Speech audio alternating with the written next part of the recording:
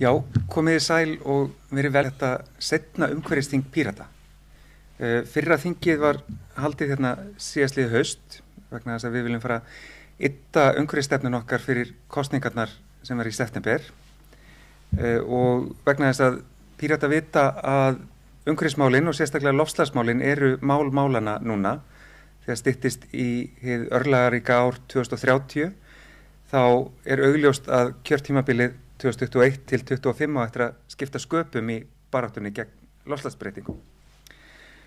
Ég heiti Andrés Ingi Jónsson og er þingmaður Pírata og við ætlum að vera með 2 pallborð hérna á eftir sem ég kynni hérna fyrra pallborðið eftir smástund.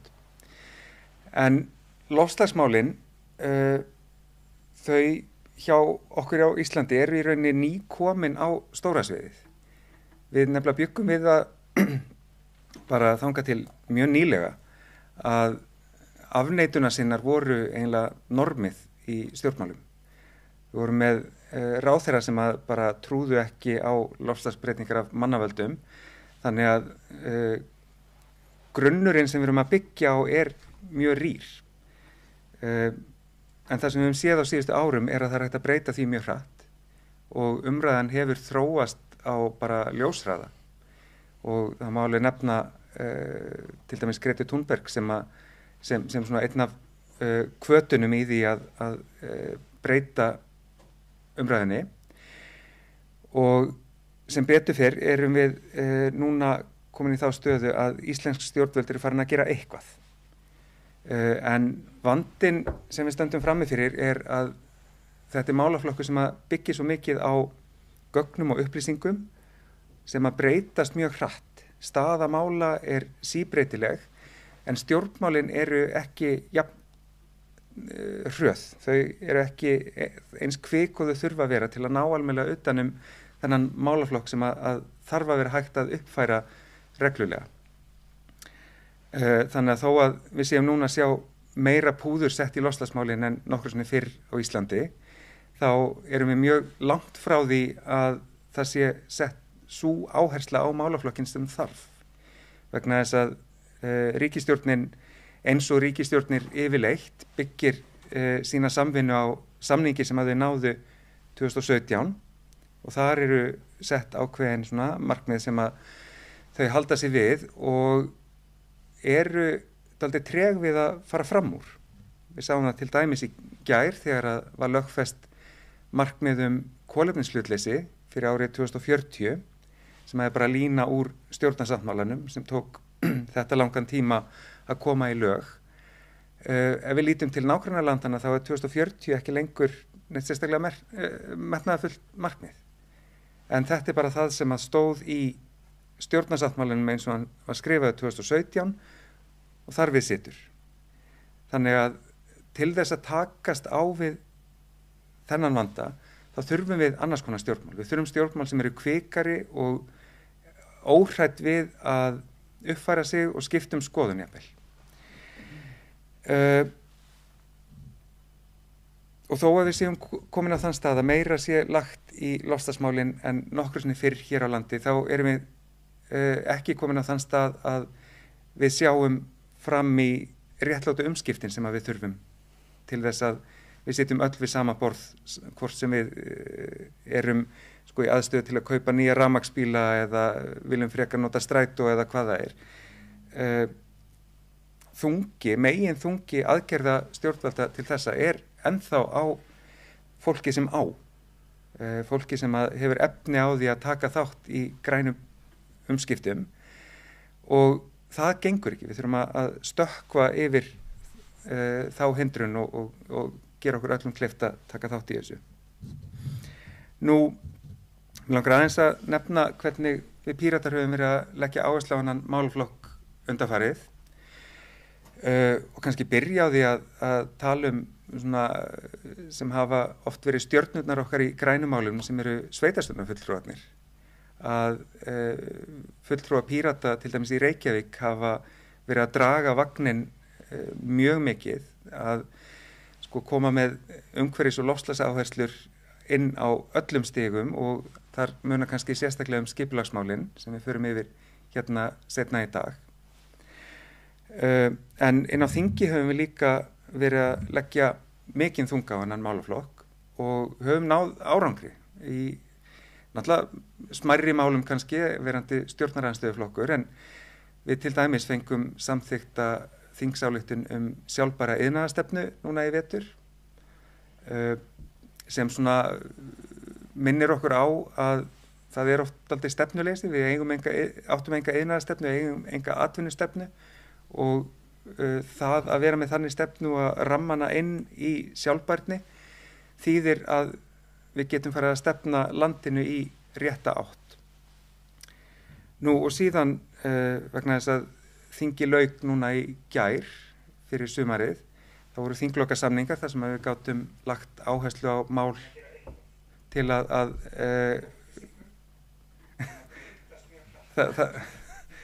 það sem við gátum sett okkar mál í forgang. Við gátum samið mál í þinglokasamningum til að klára fyrir sumarið og þar voru 2 græn mál á meðal þeirra sem við settum á borðið.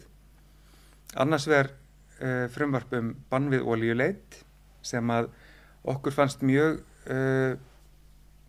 hvað kallum við það, low hanging fruit, að það ætti að vera mjög sjálfsagt mál að samþykkja það, en vegna þess að við erum ennþá með einhvers konar efasemdafólk inn á þingi og í ríkisstjórn, þá mátti ekki samþykkja þetta.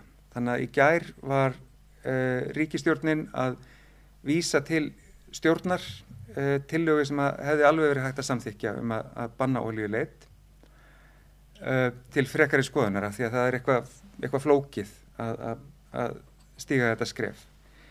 Annað mál sem við lögðum áherslu á var frumvarp að meta loftslagsáhrif af stjórnarfrumvörpum, í rauninni að bara meta kolefnissporið af þeim stóru ákvörðunum sem að stjórnvöld taka og það þurfti að skoða betur og því var bara vísað til fjármálaráðherra til að vinna betur úr.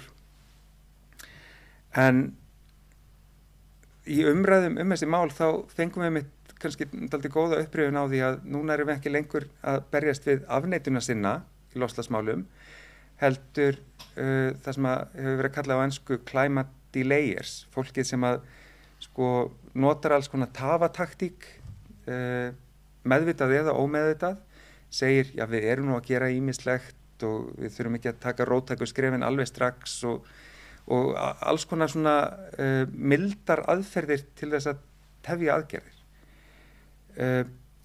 Og þetta eitthvað sem að bara gengur ekki lengur. Kjörtímabilið sem að byrjar í september, það kjörtímabilið þar sem við þurfum að taka róttæk og alvöru skref. Það kjörtímabilið þar sem að við getum ekki leyft meirihluta þings að samþykkja ekki bann við olíuleit eins og gerðist í gær. Þar sem við getum ekki leyft meirihluta þings að samþykkja ekki að lögfesta sko eigin stefnu samdrátt í losun eins og gerðist í gær. Við þurfum sterka rödd umhverfisverndar og loftslagsmála í ríkisstjórn og það sem að við viljum sjá koma út úr þessari fundaröð sem við erum að ljúka hér með þessu umhverfisþingi að í framhaldinu þá munu Píratar setja saman kosningastefnu í þessum málaflokki sem muni verða ekki bara svo besta, heldur líka svo stefna sem í höndum fólksins sem að við vitum að mun framfylgjenni þegar á reynir.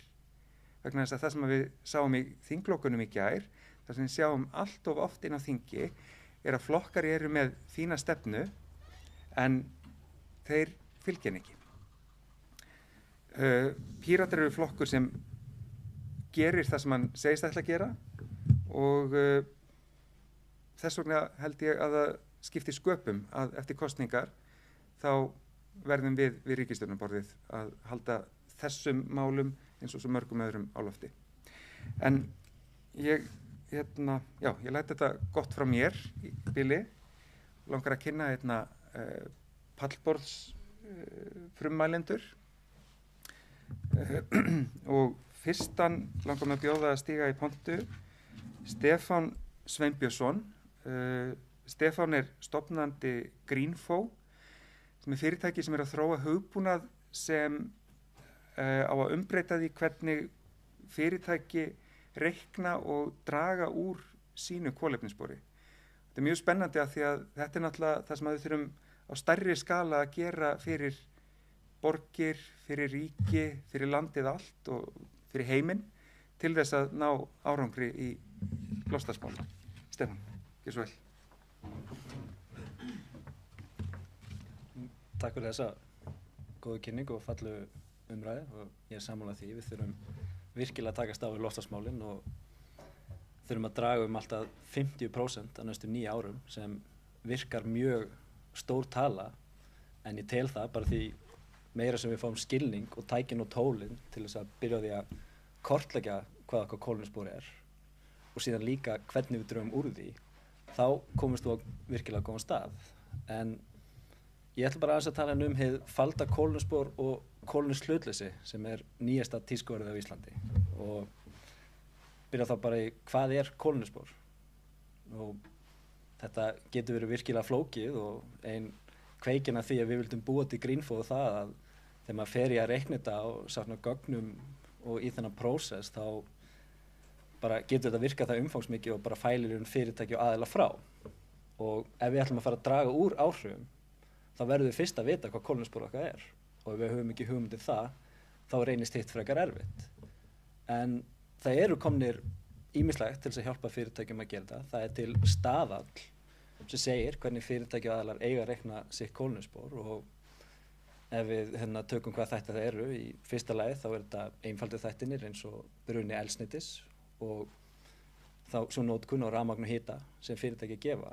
En það stærsti hlutin á losuninni kemur frá virðiskefi fyrirtækja og meira en 90% af kolefnisspori fyrirtækja og opinberra aðila kemur þaðan frá. Fyrir utan skipulagsmur fyrirtækja, oftast í öðrum löndum og því algjörlega falin fyrir okkur. En hvað þá virðiskeiðan og hver losun úr henni? Þetta einföldu þættinir eins og úrgangur, flugferðir starfsmanna, ferðir starfsmanna til og frá vinnu, en langstærsti þætturinn öll svo losun sem á sér stað við framleiðslu og flutning á allir þeirra vöru og þjónustu sem við kaupum okkur inn. Og sem dæmi ef fyrirtæki að kaupa sér fartölu, það það bara svo losun sem á sér stað vegna námuvinnslu, framleiðslu á plasti, örgjörum og flutningi áður að kemur þín til fyrirtækis. Þarna langstærsti hlutin bara losun Íslands fyrir utan fyrir almenna einstakling og fyrirtæki. En þetta líka svo losun stað ef að þú sá aðili sem að framleiða vöruna að hvernig varan þegar hún komin í notkun. Þannig að með fartöluna, ef ég kaupi fartöluna, þá hversu mikið rafmagn notar fartalan þegar ég kom með hana. Það á ábyrgð fyrirtækja sem að framleiða hana og þau sem að selja hana að hversu mikið rafmagn notar. Þannig að þetta kemur alveg inn í kolefnissporið. Nú, þetta getur virkað virkilega flókið og það í mörgum tilfellum, en það bara virkilega mikilvægt að þekka þetta og allan heim þá eru virkilega fá fyrirtæki sem að uppfylla þessar kröfur. Að þau séu meðvituð þetta kolefnisspor, þessa heildarmynd. Og það sem versta að þarna langstærstu tækifærin oft fyrir fyrirtæki til þess að bæða draga úr sínu eigin kolefnisspori og kolefnisspori hjá öðrum. Til dæmis bara með að velja vörur sem með lægra kolefnisspor eða bara fara í það að versla við birgja eða framleiðendur sem að gera vel í þessu. Af því það mjög mismunandi eftir hvaða aðilar að gera vel. Nú, tengt því þá verður þetta rosalega falið og vísbendingar stærð þessa kolefnisspor, þessa hluta virðiskeiðunnar á Íslandi að rannsókn sem birt árið 2018 sýndi að meira en 70% af losun okkar sem einstakling á Íslandi á sér stað í öðrum löndum. Þannig að kolefnisspor okkar bara komið annað. Við erum búin að bara outsourca deila yfir annað og við fáum þessu losun aldrei inn í loftslagsbókhald Íslands. Þannig að hún verður algjörlega falin fyrir okkur, hvort sem við erum einstaklingar eða fyrirtæki. Og mér finnst gott að taka dæmi sem með rafbílavæðingunni í Íslandi, sem virkilega þarft verkefni og alltaf mikill ávinningur. En það dæmi þar sem við erum að draga virkilega losun bruna jarðefnaeldsneyti Íslandis og hendinni ellendis í framleiðslu á rafbílum. Það sem þeir losa meira framleiðslu. Þannig að það bara gott dæmi það sem við erum að gera. Auðvitað heildar ávinningur fyrir heiminn, en þetta bara eitt dæmi þar sem við erum að outsourca okkar losun. En hvernig tengir það þá kolefnishlutleysi? Nú, það mjög erfitt fyrir neytendur að sjá, það mjög mikið af fyrirtækjum sem auglýsa sem kolefnishlutleysi í dag og allt það sem ég spyr mig fyrst, hversu mikið af kolefnissporinu þau að taka með þegar þau segjast þau kolefnishlutleysi? Í flestum tilfellum þá reikna mjög takmarkaðan hluta af sínu kolefnisspori og spurningin nummer 2 kemur alltaf hvernig þau að draga úr losun? Það rosalega mikil gróska bæði hérna á Íslandi og erlendis varðandi bindingu. Og þetta getur verið mikill frumskógur og ég held að við séum flest sammála það mikil gróski í þessu. Og það sem við kannski sjáum hérna á Íslandi í dag að flestir aðilar eru að segja kolefnishlutlaus með að taka takmarkaðan hluta af sínu kolefnisspori og leggja svo takmarkaðan pening í skógrækt. Oftast vantar algjörlega dæmi og markvissa aðgerðir þar sem þau eru að fara í að draga úr sínu losun. Þannig eina sem þau gera bara að kaupa bindingu. Og kannski að versta dæmi það að ég tel klálega að binding virkilega stórt mál og eitthvað sem við þurfum virkilega að ráðast í með markvissum hætti. En fyrirtæki eru að kaupa bindingu í dag sem á sér stað í skógrækt á 60 árum og taka bara hana strax inn í dag. Þannig í raun það væri bara eins og ég var að fara að eyða gróða fyrirtæki sem ég áætla ég ætti til eftir 60 ár. Þannig erum við klálega kannski komin í smá mótsögn við hvað við ætlum að gera í loftslagsmálum, frekar bara taka til bindinguna sem að ná sér í stað. Og ef að þetta svona og flesti fyrirtækir, þetta flókið og það erfitt að birta þessi mál, hvernig eigum við sem neytendur að vita hvað fyrirtæki og aðilar að gera vel? Ég sem neytandi vil beina mínum peningum til þessara fyrirtæki aðila sem að gera vel. Ég vil styðja til fyrirtæki með lægra kolefnisspor, að fara í markvissar aðgerðir. Og ég held svo sem allt sagt að fyrir loftslagsmálin að þegar við erum komin á þann stað að þekkja þessi mál og getum farið þannig farið að gera þetta, að þá erum við bara komin á þannig sér góðan stað í loftslagsmálum. Þá held ég að markvissar aðgerðir fara að tekka til, fyrirtæki að sjá sér þennan hag í að gera vel og þetta verður mynd kveikina því að Greenfo, að við vildum bara gefa fyrirtækjum þessi tæki og tól til þess að við kemumst í þennan farveg og við markviss getum farið að gera eitthvað í loftslagsmálum. Takk fyrir það.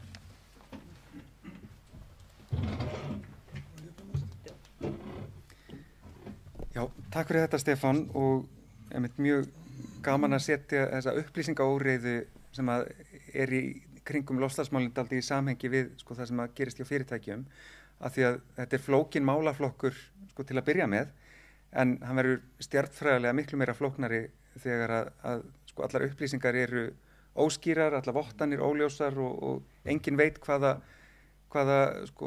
grunnfleti við erum að standa á til að meta aðgerðir.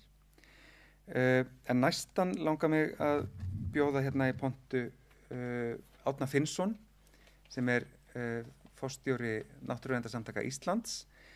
Hann var alltaf að þurfa að kynna Árna þegar við erum að ræða loftslagsmála því að hann búinn að tala loftslagsmál frá því áður en þau voru cool. Þannig að mér langar bara að bjóða Árna að koma hérna í pontu og ræða hans við okkur.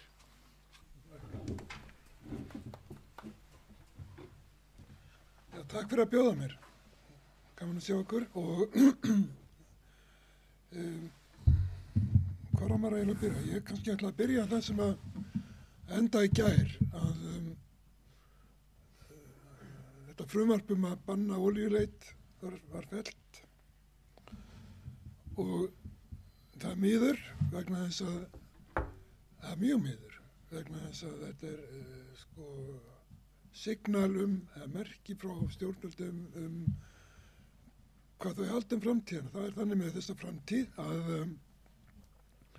við megum ekki, getum ekki og verðum ekki að bora eftir meiri olíu eða byggja eitt kolaorkuver í viðbót. Við verðum að stoppa þetta og héðan í frá eiga allar nýjar orkustöðvar að vera endurnýjaðar og þetta ekki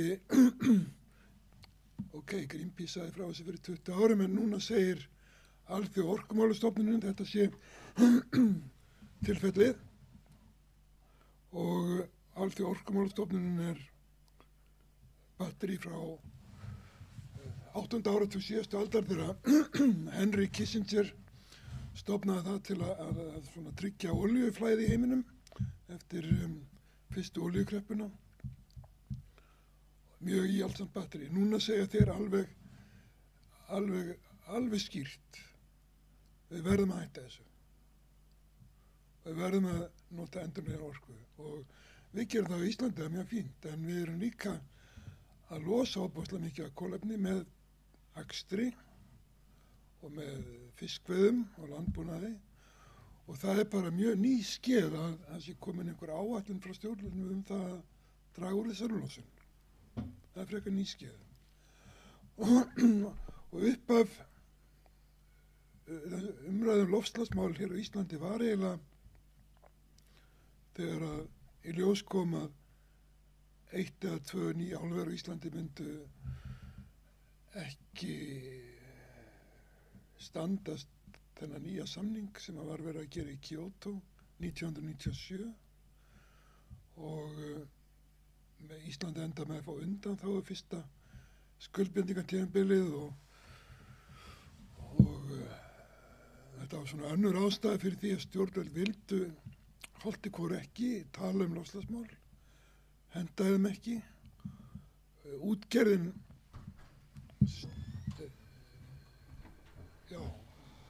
LIO á þeim tíma þeir litu á umhverfismál sem hættuleg þeirra hagsmunum og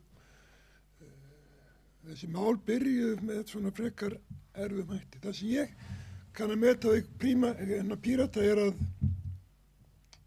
frekar ungu flokkur, ekki búin að festa sig í svona gömlum erfiðum málum, frekar ungt fólk, ekki flokkur sem er með þingmenn innanborðs sem hafa komið með bara afneita þessu vanda eins og er í allavega einum flokki, kannski 2 og þá held ég að þið hafi tækifæri til að vinna áfram með þetta konsept sem að kemur fram í frumvarpi Andrésar Inga að banna olíuleitina. Ég veit ekki hvort það er afneitun en það er svona viss fordæming þetta frumvarp, það er viss fordæming eða viðurkenning á því að segjum Össur Skarphéðinsson, segjum Steingrímur J. Sigfússon og fyrri hetjur sem að sá í olíuleitinni greiðalt tækifæri fyrir Ísland. Þetta við getum orðið ríkir Íslendingar eins og Norðmenn. Og sem varum þetta aðeins lengra þá af hverju getum við ekki leita eftir meiri olíu, af hverju getum við ekki opna nýja kólanámur eða kólaorkuver. Svarið er að við vitum að ef að hlýnun jarðar verður meir en 1,5 gráða meðaltali þá fer illa. Kannski sleppur það að við förum undir 2 gráðum en þá eru nokkur láglend eyríki í heiminum sem fara undir yfirborð sjávar. Og þessi fólki sem býr þarna, Marshalleyjum og mörgum öðrum stöðum, því líður ekkert mjög vel með loftslagsbreytingar. Þau vita að þau missa sín heimili, þau missa sitt land. Það er einungis ef okkur tekst að halda við 1,5 gráðu og Ísland styður það, þá er hægt að halda svona heiminum, á því spori að við getum, að vera hægt að snúa tilbaka. Það tekur langa tíma, kannski 1000 ár, áður en allar þessi gróðurhúsalofttegundir eru að koma í jafnvægi á þær.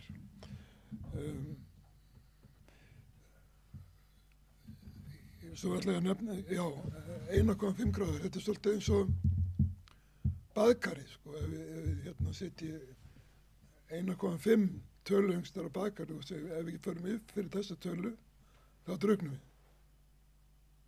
Þetta er svona eðlisfræðilegt lögmál. Ef við förum upp fyrir ákveðið marka ppm þá þá mun hlýnun meira en 1 gráðu. Við eigum ekkert mikið eftir upp að þessari 1,5. Ég kann ekki töluna en við eigum ekkert mikið eftir og þá er ég að tala um heiminn. Og því að við höfum svolítið undir því Íslendingar að takist að halda þessar hlýnun við 1,5 gráðu, þá get ég nefnt að súrnun sjávar, það verður mjög erfitt að snúa því dæmi við ef að hlýnunin verður meira en 1,5. Og súrnun sjávar eyðileggur lífríki sjávar. Og þá lifum við ekki lengur af fiskveiðum. Að lokum þá ætla ég að segja það eru svona 2 meginstoðir í loftslagsstefnu stjórnvalda og það er alveg rétt. Þetta hefur skánað mikið frá því að þessi ríkisstjórn tók við. Skárra væri það nú, VG í ríkisstjórninni. Og þetta er mál sem að Katrín Jakobsdóttir hefur lagt mikla áherslu á. En þetta er líka mál sem að Sjálfstæðisflokkurinn leggur mikla áherslu að svona hægja á öldunum, sko. Ekki vera með of mikið læti. Það eru bara öflin af Sjálfstæðisflokksins sem vilja ekki fara hratt og Framsóknarflokksins. Og önnur meginstoð þessara stefnu er binding kolefnis og þá ber að hafa í huga að tölfræðin varðandi bindingu kolefnis á Íslandi, bæði frá í skógum og með landgræðslu og með endurheimt votlendis, þessi tölfræði er ekki tilbúin. Íslensk stjórnvöld trössuðu það í áraraðir. Þetta er svolítið skrítið, en þegar ég var að byrja í þessum málum, kannski í kringum árið 2000 eða rétt fyrir 2000, þá var stefna stjórnvalda mjög skýr. Við bara ræktum skó, við græðum landið og þá er þetta ekkert svo mikið vandamál. Við eigum gríðarlega mikið af landi sem við getum endurheimt. Gerðum við það? Nei, ég er ekkert í því. Og það er bara alveg nýskeið að voru setti peningar í að rannsaka hversu mikið losun frá landi er, og hún er gríðarlega á Íslandi, og hversu mikið þarf að setja í þetta og í stefnu eða í því skjali sem Ísland sendi loftslagssamningnum í vetur. Þannig að Andrés fekk það fram á þinginu með spurningum, það var sama dag þá senduðu skjali til samningsins, að þá segir mjög skýrt að fyrir lok árs 2024 verði Ísland búið að skila áreiðanlegum tölum. Og þetta er meginstoð loftslagsstefnu stjórnvalda. Hún er ekki styrkari en þetta.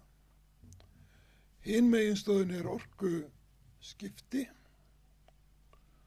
og ég held að það sé bara mjög auðvelt að reikna það út. Þau orkuskipti ganga ekki nógu hratt.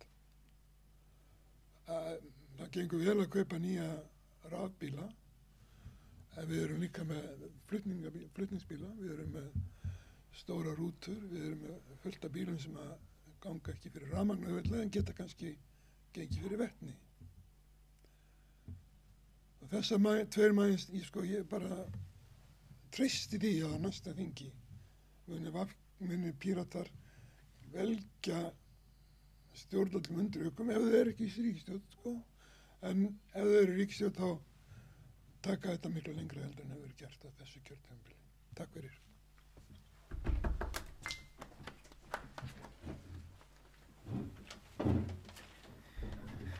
Takk fyrir þetta, Árni, og auðvitað vonum við að Pírata verði bara í ríkisstjórn til að gera þetta almennilega á næsta kjörtímabili.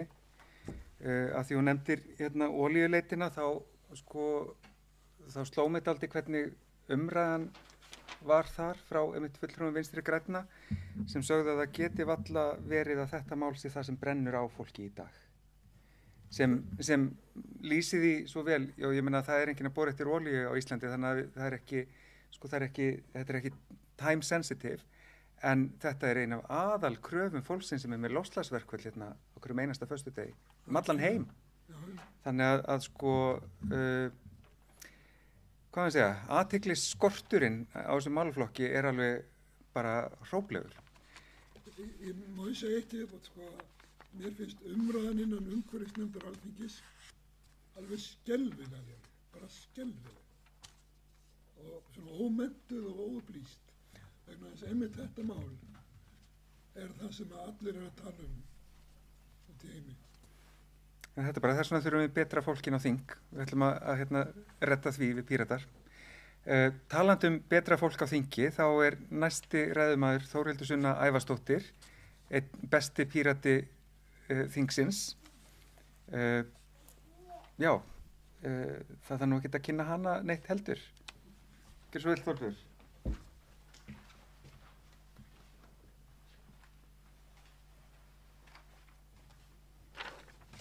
Komið sæl. Öll mál eru loftslagsmál. Það viðhorf sem við Píratar höfum og liggur undir í þeirri stefnumótunarvinnu sem að við erum að stunda núna fyrir komandi kosningar.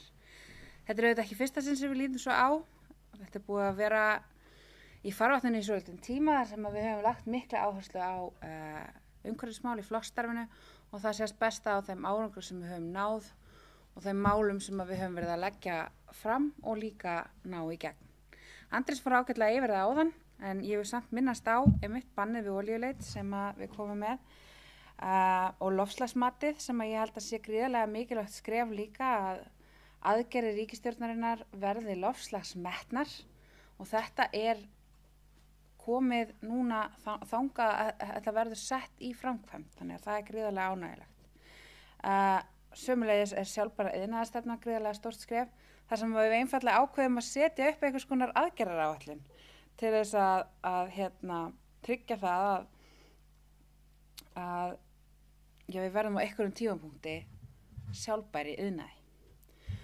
Þetta er nokkuð mál á mörgum og þau eru fleiri sem við höfum lagt fram eins og til dæmis græna samfélagssáttmálann og önnur sem hafa ekki verið samþykkt. Og ég vil líka halda því til að haga að mér finnst stjórnarskráin vera mikið loftslagsmál vegna þess að hún verndar náttúruna okkar og stýrir aðgangi að auðlindunum okkar. Þannig að vissulega hefur hún áhrif á loftslagsmálin líka. En ég vildi líka rétt aðeins áður en að ég kemur kannski að kjarna málsins snert aðeins á því sem Árni minntist á að tölfræðin loftslagseyðslu okkar Íslendingar sé bara ekki tilbúin.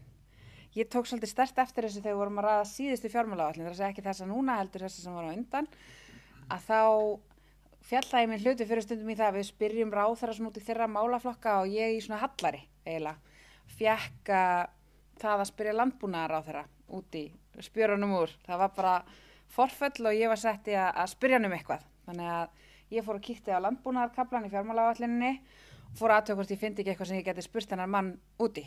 Hann Kristján Þór Júlíusson sem hefur mér alltaf gaman að spyrja spurninga. Og ég sé það að samdrátturinn sem þau eru að lofa í landbúnaðinum stangast hreinlega á við samdrátturinn sem þau eru að lofa í loftslagsátaksplaninu sínu sem að þau hefðu birt bara loftslagsáætluninni bara nokkrum mánuðum fyrr. Það er miklu metnaðarfyllri í þessari fjármálaáætlun heldur en þau voru í loftslagsáætluninni og ég spurði hvers vegna þetta misræmi. Og sjávarútvegs- og landbúnaðarráðherra hafði bara ekki hugmyndu. Hann hafði engar skýringar á reiðum höndum hvers vegna það stóð til að minnka losun fleiri 1000 kílótonn heldur en að hafði staðið til nokkrum mánuðum fyrr. En það var þetta bara eitthvað slump út í loftið. En það sást það líka á því að fyrsta skrefið í aðgerðaráætluninni gagnvart minni losun í landbúnaði var að finna mælitæki til þess að mæla losun í landbúnaði. Þangað erum við komin. Þetta alveg eins og hann Árni sagði. En mér langaði svolítið að tengja þennan loftslagsvanda við annan vanda sem við höfum verið að glíma við undanfarið og það kórónuveiran. Við höfum náð ágætis árangri í baráttunni gegn veirunni með einstaklingsbundnum smitvörnum og með því að takmarka frelsi og réttindi einstaklinga að verulega miklu leyti. Og þannig hefur okkur tekist að komast nokkuð slysalaust, auðvitað með sorglegum undantekningum, frá þessum heimsfaraldri. Og þetta hefur við gert með samtakamætti og eins og ég segi með einstaklingsbundnum smitvörnum og með takmörkun á einstaklingsfrelsinu. En loftslagsvandinn hefur verið í gangi og verður áfram í gangi og hefur verið í gangi allar þessa krísu og ég held að stærsti sigur iðnaðarins, fjármagnsins og þeirra sem að ráða bæði í okkar samfélagi og í heiminum öllum hefur verið að sannfæra flesta sem vilja gera eitthvað í loftslagsmálum að það þurfi einstaklingsbundnar loftslagsvarnir til þess að bregðast við þessum vanda. Það er auðvitað ekki rétt. Þvert á móti, í stað þess að nota einstaklingsbundnar loftslagsvarnir sem eru vissulega mikilvægar, að þá eru þær bara dropi í hafið. Gagnvart því sem að fyrirtæki og sérstaklega stóriðja og olíufyrirtæki eru að valda okkur í mengun á hverju ári. Og það er ekki fyrir en við áttum okkur á því að samtakamátturinn, hann þarf að snúast að því að hafa hemil á þessum gríðarstóru hagsmunaöflum sem hafa hagsinn að því að halda áfram að menga og sem hafa hagsinn að því að láta okkur öll halda að þetta liggi alltaf okkur einum og sér. Að það hversu mikið ég endurvinn, það að ég keyrum á metanbíl, ég þarf alltaf að gera meira og meira, en við horfum fram hjá stóra vandanum og þeim sem að menga hvað mest. Á Íslandi er tæpur helmingur allra losunar sem kemur frá stóriðinni. Þetta er eitthvað 5 fyrirtæki, kannski 6, sem losa gríðarlega mikið af greenhouse gases, nú er allt í einu stólið úr mér. Og á heimsvísu að þá eru 100 fyrirtæki ábyrg fyrir 71% allra losunar. Þetta er vandið sem við þurfum að takast á við. Og þess vegna þurfum við flokka eins og Pírata, sem er ekki að mála hjá hagsmunaöflunum og sem hefur sýnt það í verki að við erum ekki hrædd við hagsmunaöflin og þorum að taka slaginn við þau stórumálin sem skipta máli. Að lokum vil ég minnast á framtíðina og þessa áframhaldandi stefnu aðgerðaleysis. Vegna þess að eins og hefur komið inn á, það er visslega verið að gera eitthvað en það er alls ekki og bara langt því frá verið að gera nóg til þess að bregðast við þessum risavaxna vanda sem við stöndum fram fyrir. Og ég hef hugsað lengi vegna þess að ég menntaði mig í lögfræði og ég menntaði mig í alþjóðlegum stríðsglæpa rétti og glæpum gegn mannkyni og mannúðarrétti. Og þar hefum við skilgreiningu að glæpi gegn mannkyni, hvað það felur í sér. Og glæpi gegn mannkyni það eru aðgerðir stjórnvalda sem eru á það risavöxnum skala að þær hafa áhrif á allt samfélagið. Þær eru vísvitandi, þær eru hluti af stefnu eða framkvæmd stjórnvalda. Þær beinast að almennum borgurum og það þarf ekki að vera stríð fyrir hendi til þess að fremja glæp gegn mannkyni. Og eins og ég segi, þetta er hluti af stefnu og aðgerðum stjórnvalda. Og þetta getur falið í sér morð, útrýmingum, þrældóm, þjóðernishreinsanir eða einmitt þvinguðum fólksflutningum. Eða aðrar, og núna vil ég hlusti vel, grimmilegar aðgerðir og athæfi af svipuðum toga sem veldur stórkostlegum þjáningum eða alvarlegum líkamlegum eða andlegum áverkum af ásettu ráði. Og ég vil kæru gestir halda ég fram að þetta aðgerðaleysi sem að við viðhöldum af ásettu ráði, vitandi afleiðingarnar af aðgerðaleysinu. Við erum mjög nálægt í að fremja glæp gegn mannkyni komandi kynslóða. Vegna þess að strákurinn minn sem var bara að fæðast núna í ár, hann á eftir að upplifa allt annan heim heldur en við ef að við leyfum hitastiginu að hækka yfir 1,5.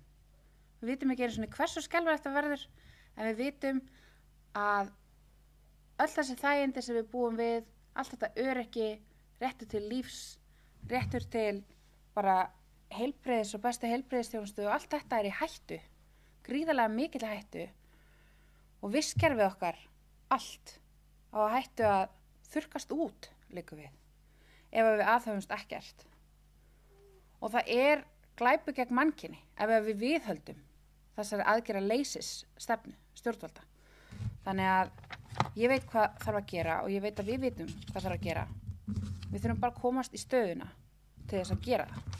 Takk.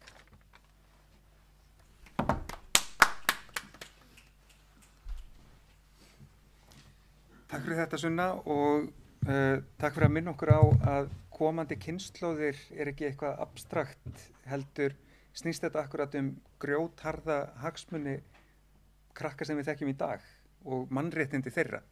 Það er þess vegna sem við erum í þessum slag. En já, nú er komið að því að taka nokkra spurningar. Við höfum svona 15 mínútur til að spjalla saman og fyrsta spurningin upp á skjá: er ekki nauðsynlegt að taka á loftslagsvánni sem alvöru krísu og lýsa yfir neyðarástandi? Spyr Lárus, og kannski lega Sunnu bara að ríða vaðið. Jú, ég held að við höfum alveg séð áhrifin sem að það að lýsa yfir neyðarástandi hefur, allavega þegar kemur að heilsufarsvá, sem er svona einhvern veginn mjög present og er að gerast akkurat núna. Þá að virkja aðgerðateymi og það eru fundir á hverjum degi hvað er verið að gera til þess að bregðast við vandanum og það er komið með leiðbeiningar hvernig við getum sem best staðið okkur í að verjast þessari vá sem að stendur okkur fyrir dyrum og svo framvegis. Þannig að það að hafa lýst yfir neyðarástandi, þetta sýnir okkur, við höfum bara mjög nýlegt dæmi hvernig það hefur gríðarlega mikil áhrif í að móbilisera okkur áfram. Þannig að vissulega, ég er algjörlega sammála, við ætlum að gera það. En sko áður en COVID kom þá var beðið þetta, þá mætti loftslagsverkfalli á fund hjá ríkisstjórninni og bað neyðarástand, og viðbrögðin voru að það væri ekki hægt að viðhalda neyðarástandi í langan tíma, það væri ekki lýðræðislegt og allt það. Árni, er ekki lexían af síðasta ári að það er alveg hægt að vera á svona high alert viðbragðsstigi í ríkisstjórn gagnvart einhverju sem er alvöru neyðarástand? Já, sko, kórónuveiran er svolítið eins og loftslagsbreytingar þann hátinn að ríkisstjórnin er svo skynsum hérna, hún setur vísindamenn í forgrunn, almannavarnir í forgrunn og fólk treystir hvort tveggja, og við þurftum, kannski erfitt, en við þurftum að hafa vísindamenn í forgrunni á hverjum degi leikum við til að skýra fyrir fólki hversu hættuleg, hversu mikið neyðarástandi er. Og auðvitað að, sko, ég veist maður, Katrín Jakobsdóttir vill örugglega lýsa yfir neyðarástandi, en hún fær það ekki. En ég ætla bara að segja þessi rök hennar Þórhildar Sunnu varðandi glæp gegn mannkyni, það er bara nátengt þessu neyðarástandi. Sko, Greta Thunberg sagði gera fyrir þetta að rækta skó, jú, það er fínt. En við verðum að vernda þessa náttúru sem við höfum. Við verðum að vernda þessi vistkerfi. Og vistkerfin er ógnaður loftslagsbreytingum meðal annars. Og glæpur gegn mannkyni, menna þessi Jair Bolsonaro í Brasilíu, það er glæpamaður. Hann lofaði öllu fögru hérna fyrir nokkrum viku síðan og fundi með Biden og fleiri heimsleiðtogum og ætlaði að snúa við þessari rányrkju á regnskógum Brasilíu. Það er aukist mjög undanfarna vikur. Þetta er glæpur gegn mannkyni. Við getum líka sagt að súrnun sjávar er glæpur gegn Íslendingum eða Norðmönnum. Þetta bara mun enda þannig að fiskar og önnur dýr í sjónum sem eru kalkmyndandi, hafa bein, þeirra séns að lifa af minnkar verulega. Þannig að sko, þetta er neyðarástand. Hvað er Ísland stjórn? Við getum kannski sagt sem svo, já, Ísland, við erum svo lítil og þetta sem við losum hérna í Íslandi er náttúrulega mjög lítið og svo erum við mikla hreina orku og ef við erum ekki með þessi álver hér þá myndi þetta bara fara út í loftið í Kína tífalt. En sko, staðreyndin er svo að álver í heiminum, þau verða hægt að losa. Hvort heldur þau Íslandi í Kína? Þetta er bara ekki framtíð. Þau verða hægt að losa. Og það er, sko, núna eru sementsverksmiðjur og ekki síst stáliðnaðurinn sem er að leita leiða til að hætta að losa. En ég myndi aftur, sko, ég myndi vinna með, þú kannt þetta örugglega, en sem sagt, þetta glæpur gegn mannkyni, þetta er neyðarástand. Þetta er mjög gott innlag. Hérna er dálítið djúsí spurning. Stóra myndin, hvað eru topp 3 lög eða lagabreytingar sem þið mynduð vilja strax? Stefán, ert þú með einhverja hugmyndir hvernig við getum náð betur utan upplýsingaáreiðuna? Já, sko, fyrir mig myndi ég byrja á því að taka frumvarpið varðandi að meta loftslagsbreytingar að því sem stjórnvöld gera. Og mér finnst ágætt dæmi að taka eins og með rafbílinn, af því að það er bara svona ákveðin útvistun þótt að sé alltaf jákvæð á heildina. Síðan er það líka hvernig fyrirtæki birta þetta. Og þá sýna loftslagsupplýsingar varðandi sjálfbærni að það er bara að gera sömu kröfur á fjárhagsbókhald. Og það er raunin lausnin sem við gerum, að við reiknum loftslagsbókhald út frá fjárhagsbókhaldi af því okkar upplýsingar liggja þar. Og þá ertu líka komið þann veg að það er hægt að staðfesta sama endurskoðanda og er með fjármálið og vandir loftslagsupplýsingar. Og fyrir mig er það algjör kvittun upp á að þessu upplýsingar séu réttar. Að bara þegar þú fær endurskoðandi til að taka út hennar fjármálið, tekur bara út loftslagsmálinu á sama tíma og fær það bara staðfesting upp á að þetta sé rétt. Ef við komumst þangað þá munum við sjá stóra breytingar því að þá fáum við bara leysum þessu upplýsingaóreiðu og það er ekkert það mikið mál að gera þetta með ef við erum að gera það kröfur fyrirtæki þurfa að fara í endurskoðendur. Þannig að fyrir mig var þetta svona þessi 2 hlutir sem myndu algjörlega bylta loftslagsmálum og upplýsingaóreiðunni þar. Mér finnst það svo fyndið að því að sko hliðstæðan við ríkið er svo skýr og þetta er ekkert af þessu er flókið.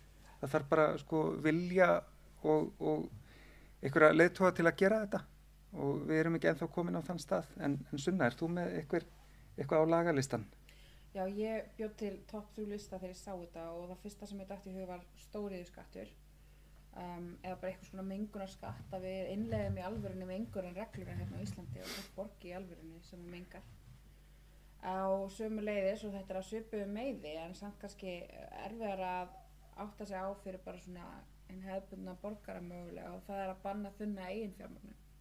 Ástæðan fyrir að það skiptir máli er út af því að álverin hérna á Íslandi þau eru dótturfyrirtæki, móðurfyrirtækja einhvers staðar út í heimi og þau taka risavaxin lán frá móðurfyrirtækjanum sem að þau borga svo tilbaka með gigantískum vöxtum og tekst að skrifa allan hagnaðinn sem þau ná sér í hérna á Íslandi út sem tap til þess að forða sig frá því að borga eitthvað alveg skatta hérna á Íslandi.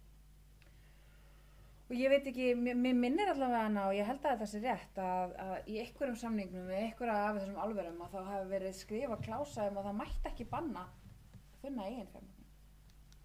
Ég væri til að láta það reyna ef svo er, að minnstakosti. Og ég er alveg sammála því sem að við reyndum að fá samþykkt í gær og fengum ekki sem var að banna olíurit. En svo bara hvað var það svona pósitívar aðgerðir líka, þá finnst mér líka að við þurfum auðvitað stórefla nýsköpun og við þurfum að gera það til dæmis með því að bara stækka verulega loftslagssjóð og auka sko það sem að loftslagssjóðurinn grípur vegna þess að núna til dæmis þá er ekki hægt að fara í loftslagssjóð með hugmyndir úrgangsmál og hvernig mætti ganga betur frá úrgangi á Íslandi og einhvern veginn bara allt sem snýra Íslandi sjálf og hvernig við getum staðið okkur betur heima fyrir allt sem er ekki einhvers konar útflutningsvara að það fær ekki náð fyrir auðvitað loftslagssjóðs og það er auðvitað bara alltaf lítið af peningum í því, þannig að við ættum að setja miklu meira í loftslagssjóð, tækniþróunarsjóð og fleiri svona batteri til þess að leyfa borgurunum að koma með sitt hugvit til þess að bara vinna gegn þessum vanda í sameiningu. Árni, lög til að laga þetta? Já, ég held að sko þessi lög um bann við leit á olíu þó þau hafa ekki bein áhrif á efnahag, þá er þetta svona lög sem að segja okkur hvar takmarki liggja og þau eru svona ákveðin þá stefnuyfirlýsing sem Sigmundur Davíð vill ekki og fleiri en sko það var eitt sem er í stefnuskrá þessari ríkisstjórnar sem að nú kláraði sitt síðasta þing og það var meta skyldi allar stærri áætlanir ríkisins út frá loftslagssjónarmiði. Það er ekkert verið gert í þessu. Málið er eiginlega bara óunnið ennþá, en ef þetta er gert, þá er það náttúrulega bara líka yfirlýsingum að við verðum að gera, sko, vegagerðin til dæmis. Mikið vegaframkvæmdir í sumar. Er menn búin að meta þetta út frá loftslagsáhrifum? Engan veginn.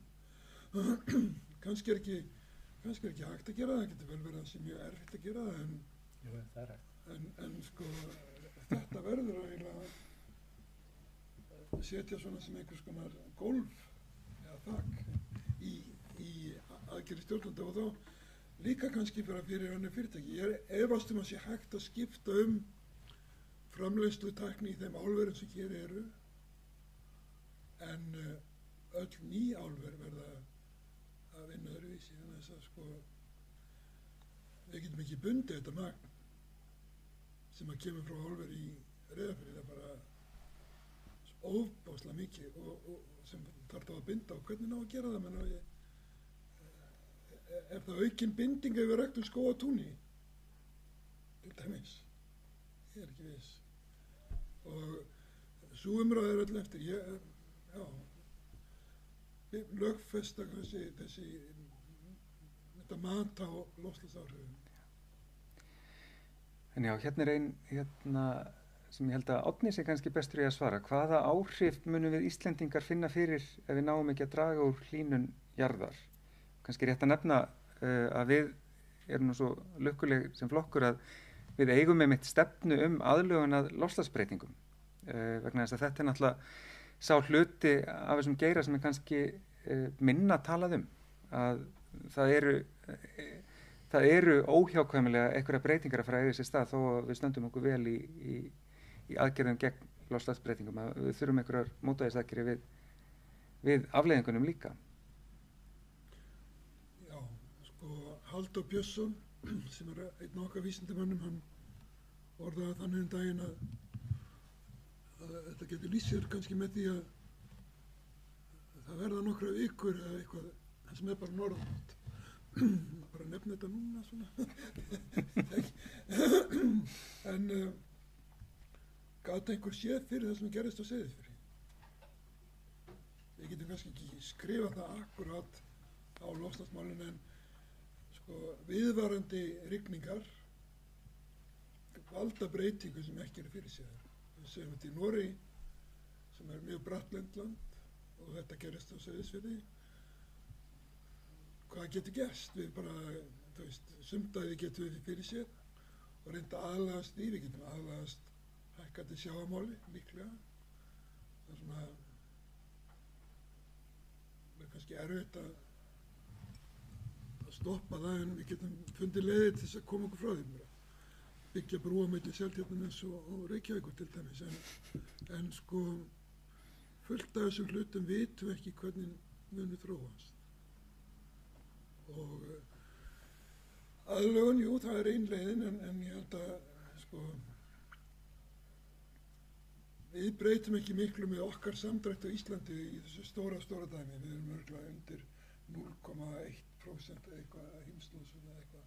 Það er svo lítið en sko okkar málstaður er einskis virði nema við setjum mjög, ég ætla eiginlega ekki að nota orðið metnaðarfullt, en þess að það er svo mikið nota núna í loftslagsmálum, ríkisstjórnin er sýnt svo mikið metnað sagt og svona. Það vantar alltaf tölurnar. Hvað er metnaður? Og þá eru 29% samdráttur miðað við 2005, er það metnaður? Já, samkvæmt umhverfisráðherra þá var þetta bara reiknað út eins og í tölvu og hendi inn einhverjum gögnum og út komu 29%. Og svo allt í einu segir stjórnvöld, svo allt í einu segir ráðherrann, en við ætlum að fara í 40%. Þannig að við erum svo miklu metnaðarfullri heldur en það sem Evrópusambandið reiknað út. Og ég bara skil ekki að sumræðum, en bara þessi 11% stig, ég ætla nú bara að segja það aftur, sko þessi umræði er svo tæknileg að ég er alltaf fallið á greifi að segja eitthvað sem að ég á erfitt með að skýra. En 29% samdráttur er eina alþjóðlega skuldbindingi sem Ísland hefur undirgengist til að ná Parísarsamkomulaginu. Ef Ísland bæti við 11% stegum í viðbót og dregur úr losunum 40%, þá er þessi 11% steg ekki eitthvað sem fer er í samræmi við regluverk Evrópusambandsins. Það er bara eitthvað sem er búin til hérna heima. Og bara vitni Björn Bjarnason sem sagði daginn varandi vottun fyrir landbúnaðinn, við getum ekki verið með heima tilbúin vottun. Við verðum að hafa alþjóðlega viðurkennd vottun. Þannig að sko, ef stjórnvöld segja, já, við ætlum að auka metnaðinn, mælum hann. Hvað er þetta mikið og hvað er það rætt? Nú er tíminn hlaupinn frá okkur þannig að það er ein spurning eftir sem að mér sýnist dæmast á hana Sunnu að svara. Hvernig getur almenningur haft áhrif á stjórnmálamenn þegar kemur að loftslagsmálum? Sunna, hvernig getur fólk haft áhrif á þig? Á mig? Sko, ég held að það sé mikið að hafa áhrif á þann sem er stjórnvöllum hverju sinni. Ég held að það sé aðalatrið. Auðvitað hefur fólk líka áhrif á mig með því að sýna mér hvað skiptir við máli vegna þess að auðvitað ætti stjórnmálamenn almennt að vera að beita sig fyrir því sem að skipti fólki í samfélaginu er að máli. Ekki nú sést kannski grundvallaratriðum ósamálagi og byrði ykkur mjög íhaldssömu samfélagi, veit ég ekki hvort ég verð að beita mig fyrir því. En ég veit að almenningur á Íslandi er mjög áfram að við bregðumst almennilega við loftslagsvánni. Og ég myndi segja að fyrsta og mikilvægasta sem að almenningur getur gert er að taka þátt í samtökum, í grasrótarstarfi, í hverskins borgaralegu starfi sem að snýra því að þrýsta á stjórnvöld og það er eftir megin fókusin að vera að rýna í fjárlögin. Vegna þess að í fjárlögunum þar sérðu í gegnum allt þetta orðagláfur hvað er verið að gera og hvað er allt fínt og flott og hvað áætlanir stjórnvöld eru með og allt þetta röfl sem að við kunnum inn og út að standa í þegar maður er komin inn í þetta hús eins og stundum við talaðum að í fjárlögunum þá sérðu hvað á í alvörunni að gera. Þar eru peningarnir og peningarnir ráða því hvað verður gert og þar getur best séð hvað stendur í alvörunni til að gera og þannig getur líka best dæmt verk stjórnmálamanna. Hvað settur í loftslagsmálin í fjárlögunum? Við minnum að sé 1,7% af fjárlögunum akkurat núna er umhverfismál. Loftslagsmál eða umhverfismál? Já, það er góð spurning. Ég þurfti eiginlega bara að fletta því upp. Ég er ekki alveg kláraði. En ég held að það verið umhverfismál, bara svona almennt. Og svo langaði mig líka bara að segja að sko, stjórnmálamenn hlusta á atkvæði sem þeir fá. Og það þarf bara að sýna það í verki að það að bregðast ekki við, að standa sig ekki vel, kosti bara heilan helling af atkvæði. Og að þér sé refsað með bara heilum hellingi af atkvæði sem þú færð ekki ef þú stendur þig ekki. Vegna þess að minnstakosti á Íslandi þá held ég að það sé eina sem stjórnmálamenn hlusta á. Já, Stefán. Bara hvet fólk sem vill virkilega kjósa út á loftslagsmálum. Það voru ungir umhverfissinnar að gefa virkilega flotta mælingu og þeir munu meta stjórnmálaflokka út frá loftslags- og umhverfisstefnu og það mun gefa bara virkilega góðan grunn líka til að byggja á. Þannig að ef þetta skiptir ykkur máli þá getið bara séð hvernig þau munu meta stefnu stjórnmálaflokka. En svo mun ég líka mikla áherslu á það og hef hvattir til að gera það ég segi að meta hvað það sem var gert. Og það er náttúrulega allt annað að segast alltaf að gera eitthvað sem þú kemst í ríkisstjórn að gera. Þannig að það verður mjög áhugavert að bera saman við því sem var loðað þarna, hvaða einhverjum fær og síðan lega að fá einhverjum hvað var gert. Þannig að það verður mjög gott að geta byggt á þessum grunni núna til framtíðar. Og Árni fær að loka þessu með einhverju svakalegu. Allir stjórnmálaflokkar gera kannanir sem þeir birta ekki. Og ein slík könnun og fleiri, bara Gallup könnun almennt umhverfismál. Ungt fólk og konur er fólk sem að lætur sér loftslagsmáli varða. Og gáðið þá að hvaða flokkur er með elstu kjósendurna. Það er mjög auðlýsið, sko. Ungt fólk og konur. Já, þá er þessi fyrri helmingur umhverfisþingsins búinn og ég bara þakka þáttakendum í pallborði fyrir. Við ætlum að taka 5 mínútna hlé og svo komum við aftur með seinni helmingin og örugglega ekki síðri umræður.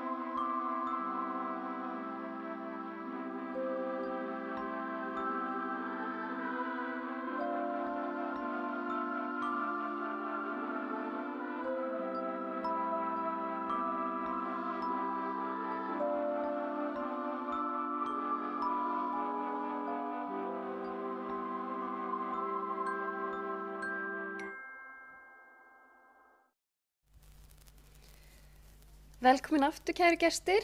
Ég vona að þið hafið tekið eftir hérna á fyrir hluta umhverfisþingsins. Nú hefst seinni hluti umhverfisþingsins og hann mun fjalla náttúruvernd og hringrásarhagkerfið. Og ég heiti Valgerður Árnadóttir. Ég í framboði til þingkosninga í haust fyrir Reykjavík Norður og ég einnig formaður samtaka Grænker á Íslandi. Og við hér með alveg frábæra gesti sem ætla að taka þátt í pallborði og vera með smá framsögu. Það hún Vigdís Fríða Þorvaldsdóttir sem verkefnastjóri hjá Landvernd, einnig varaformaður samtaka Grænker á Íslandi og formaður Pírata í Kópavogi. Then we have Anna Worthington de Matos. She is the founder of Reykjavik Tools Library and she will talk about that in English. I hope that you will all understand, and I will ask you to send in questions for Anna in English, but if you feel more comfortable in directing the questions in Icelandic, I will do my best to translate them. Svo höfum við Jón Kjartan Ágústsson, skipulagsfræðing. Velkomin Jón. Ég ætla að biðja Vigdísi Fríðu að hefja þennan seinni hluta umhverfisþings Pírata. Gjör svo vel, Vigdís Fríða. Takk. Ég heiti Vigdís og ég nýbyrjuð í starfinni hjá Píratum í Kópavogi. En auk þess starfa ég hjá Landvernd sem elstu og stærstu umhverfisverndarsamtökin á Íslandi. Og fyrir þá sem ekki vita, þá Landvernd félagasamtök og fjármagn okkar kemur frá skráðum félögum og þeim verkefnum sem við sinnum, til dæmis fyrir ríkið. Og þar má til dæmis nefna skóla á grænni grein sem að flestir þekkja betur sem grænfánan. Grænfánanum ætlað að stuðla sjálfbærni menntun í skólum landsins og styrkja við umhverfisstefnur skólana. Sjálfbærni felur í sér að gera hlutina án þess að skaða náttúruna eða annað fólk. Og í sjálfbærni felast réttindi komandi kynslóða til þess að taka við jörðinni í sama eða betra ásigkomulagi en við fengum hann í. Í fullkomnum heimi væri sjálfbærni grunnskilyrði alls annars og enginn gæti verið óumhverfisvænn. Þannig sé ég allavega. Við myndum öll geta sinnt okkar þörfum, keypt og gert það sem við viljum með sterkri sannfæringu að það skaði ekki jörðina eða aðra einstaklinga. En því miður þá það ekki svo einfalt og allt sem við gerum, kaupum, borðum og neytum hefur afleiðingar. Mér finnst sjálfri alveg merkilegt að spá í því hvað samfélagið hefur breyst hratt. Við vitum núna meira og bara meira en nokkru sinni fyrr mikilvægi þess að vernda auðlindir jarðar, en á sama tíma höfum við líklega aldrei sóað jafn mikið og mengað jafn mikið. Og ég minni mig reglulega á það hvað stutt síðan við á Íslandi byggum við allt aðrar aðstæður. Afi minn til dæmis átti 13 systkini og enginn þeirra var með sérherbyggi. Flestir gistu í stofu heimilisins. Hann var heppinn að fá nýprjónaða vettlinga eða nokkra aura til að kaupa sér rúsínur. Og hann sá fólk flykkjast úr sveit í borg í von betri tækifæri og lífsgæði sem við sannarlega fundum þar og bara ótrúlega margt sem hefur breyst á þessum tíma. Og hluti sem við tökum sem sjálfsögum í dag voru alls ekki svo sjálfsagðir fyrir stuttu. En ekki af hann ágjör af þessu samt sem ég að segja núna því ég ekki að segja okkur að snúa við. Ég ekki að fara að segja okkur að búa eins og afi minn bjó þegar hann var lítill. En mér finnst bara svo mikilvægt að hugsa það hvað stutt síðan að hlutinni voru svona. Og núna þykir okkur hlutir eðlilegir sem okkur þótti ekkert svo eðlilegir á þessum tíma. Að fara til útlanda oft á ári, eiga minnst 1 bíl á heimili, skiptum snjallsíma á 2 ára fresti og svo framvegis. Og það sem ég vil eiginlega undirstrika með þessu að það hefur aldrei verið mikilvægara að við hugsum að neyslan okkar sé sjálfbær og að við gerum viðeigandi ráðstafanir í stjórnkerfinu til þess að sjá til þess að neyslan sé það. En svo ég haldi aðeins áfram að tala afa minn, þá finnst mér magnað að spá í því hvað hlutirnir heima hjá honum virðast vera eilífir. Örbylgjuofninn hans eldri en ég, til dæmis. Og ég held að það sé ekki bara vegna þess að hann fer augljóslega miklu betur með hlutina heldur en ég. Heldur líka vegna þess að einu sinni voru hlutinni gerðir til þess að endast. Og þarna þurfum við að pressa við þurfum að passa upp á að almenningur hafi rétt á því að laga hlutina á viðráðanlegu verði. Og að mínu mati ætti helst að vera bannað að framleiða hluti sem ekki hægt að laga og endast ekki. Og svo annað í þessu að við þurfum að búa til hvata fyrir atvinnurekendur til þess að láta hlutina sem við framleiða endast. Ef ég væri til dæmis að leigja ískáp eða örbylgjuofn, þá myndi framleiðandinn væntanlega græða meira á því að varan endist sem lengst. Annað en í dag, þar sem að framleiðendur græða því að varan endist eiginlega ekkert. Það að mínu mati nánast ómögulegt að vera upplýstur neytandi á Íslandi í dag. Við þurfum að tryggja upplýsingaflæði sé til staðar og að vörur sem eru ekki gerðar til að endast sé ekki fáanlegar á markaðinum. En að vera upplýstur neytandi og samfélagsþegn felur samt líka í sér meira en það. Það felur í sér að skilja hvar málin í samfélaginu okkar eru stödd og það felur í sér að vera læs á stöðuna og læs á stjórnsýsluna. Það eiga að vera sjálfsögð réttindi fólks að vita hvar málin standa. Og eins og staðan núna þurfum við að bregðast hratt við loftslagsbreytingum. Við þurfum að endurhugsa neysluna okkar og ákveða hvernig framtíð með sjálfbærni að leiðarljósi lítur út í nútíma samfélagi. Ég hef oft spáð í því hvenær við ætlum að byggja síðustu virkjunina á Íslandi. Stóriðja notar 77% rafmagns hér á landi og almenningur 18%. Það gefur auga leið að það ekki skortur á rafmagni á landinu. Og það mín sannfæring að náttúran sé verðmætari, villt en virkjuð og að við þurfum að fara vel með auðlindirnar okkar. Og ég veit að núna sirka leiðina 5 mínútur, held ég, og ég ætla bara ekki að segja meira í bili, en ég hlakkar også til að fá spurningarnar og samtali við ykkur eftir. Takk.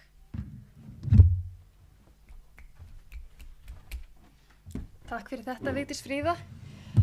Ég get einmitt tekið undir með það. Ég var svo heppin að geta fara á aðalfund Landverndar í gær, þar sem Vigdís Fríða starfar. Og það kom mér á óvart hversu píratalegar áherslur í ályktunum voru. Eða kannski öfugt, hversu náttúruvænar og í anda hringrásarhagkerfis áherslur Pírata eru. En þess að ég veit alveg hvað kemur á undan, hænan eða eggið. En ég ætla að leyfa Önnu að taka til máls næst. Gjörðu svo vel, Anna.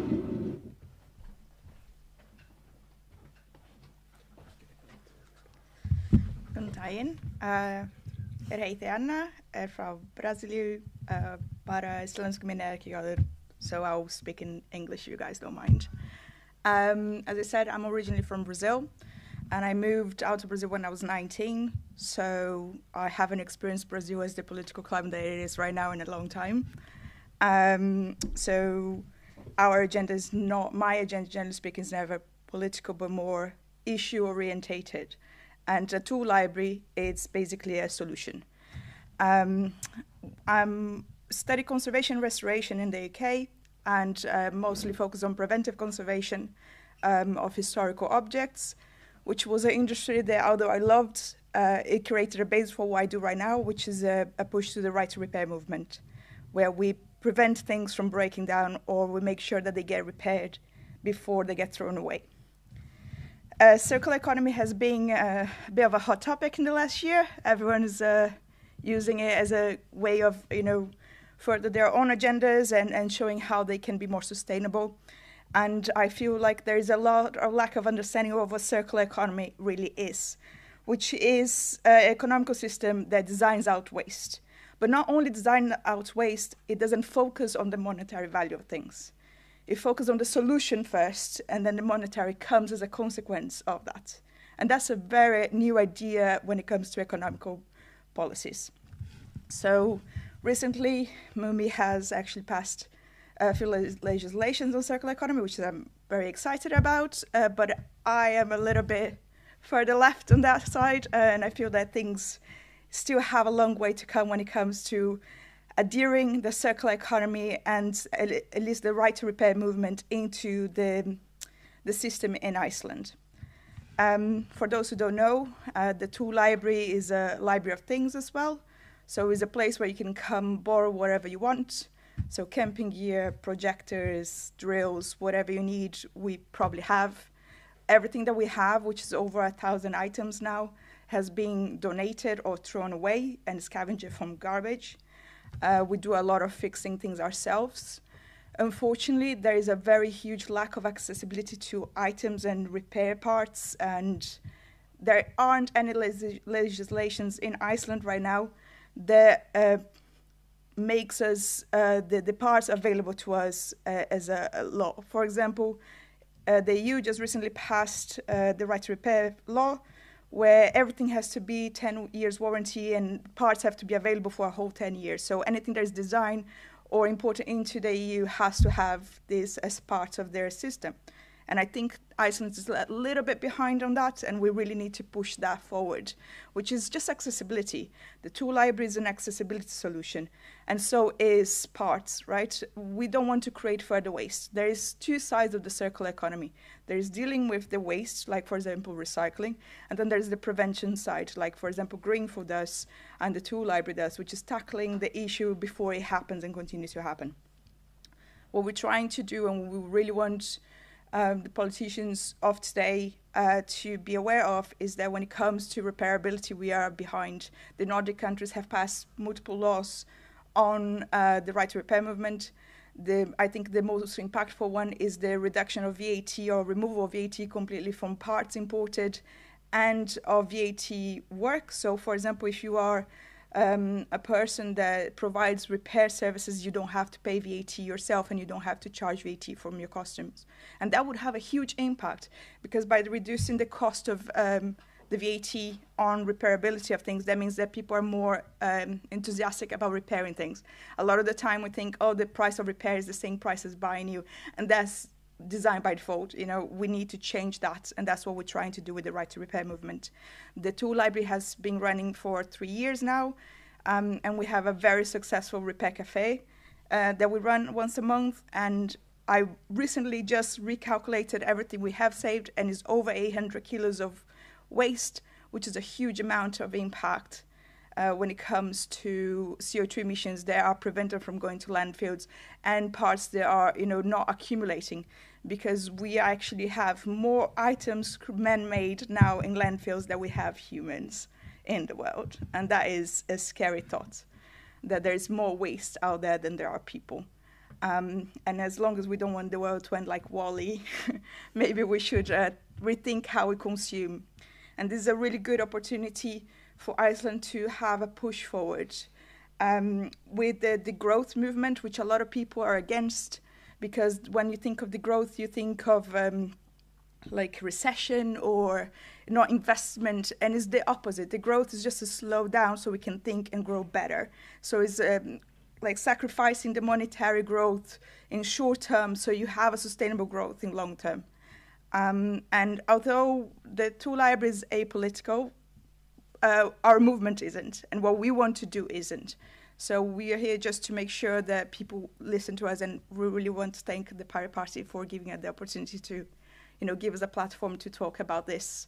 And I hope other parties will follow suit, because this is a very important issue that is not being tackled at the moment. So thank you very much, guys.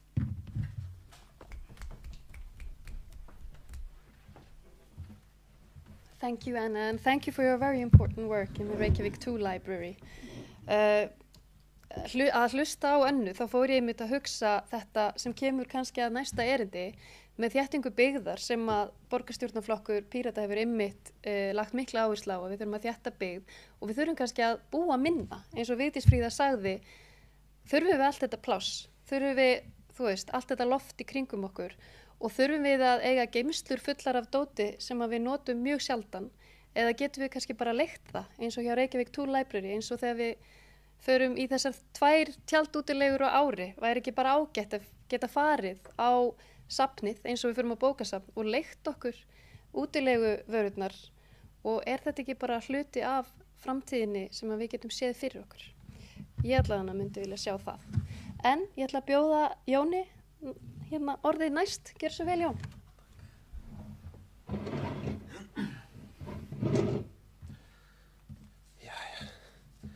Já, góðan daginn allsumul. Ég er með nokkra svona nótur sem ég skrifaði í smá svona Jensen-transi í gær og hinn. Hann ætti fáið bara að flæða í gegnum þetta með mér.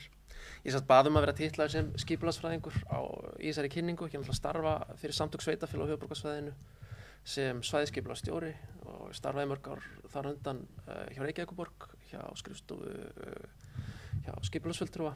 En mér langaði kannski að fá bara að koma í heimsókn til Pírata í neðina flokk bara sem annars vegar bara skipulagsfræðingur, en líka bara sem starfsmaður á gólfinu hjá sveitarfélögunum, einhver sem er þá móttæki á lagabreitingar og einhver sem hefur verið að fylgjast með sveitarfélögunum, bara vera að ströggla og líka að vera að taka framfaraskref í þessu málaflokki sem eru umhverfismálin og loftslagsmálin.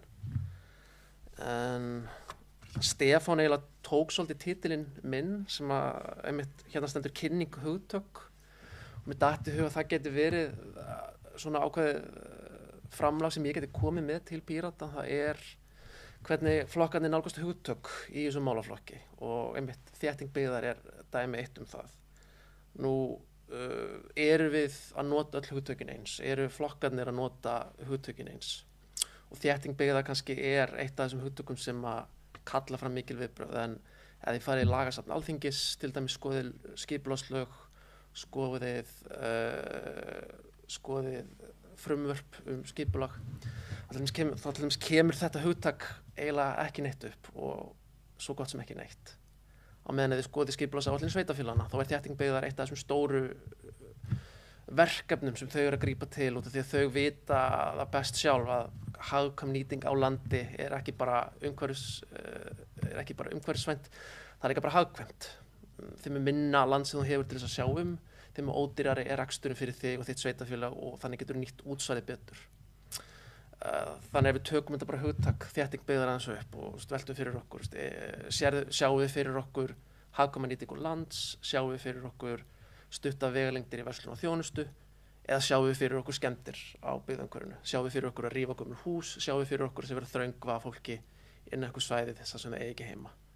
Og þetta kannski ákveðin leikur að hugtaki sem að ég velti fyrir mig hvort Píratar hafi átt með sjálfum sér og að sjálfsögðu í þessum geira þá þetta alltaf spurningum hvar þú ert að gefa afslætti, hvar þú ert að leggja í og ég þykist ekki hafa einhverja lausn á þessu hugtaki, en mér finnst samt áhugavert að velta þessu upp og sjá mitt fyrir mér hver var til dæmis stefna ríkisins í þessu hugtaki einu og sér.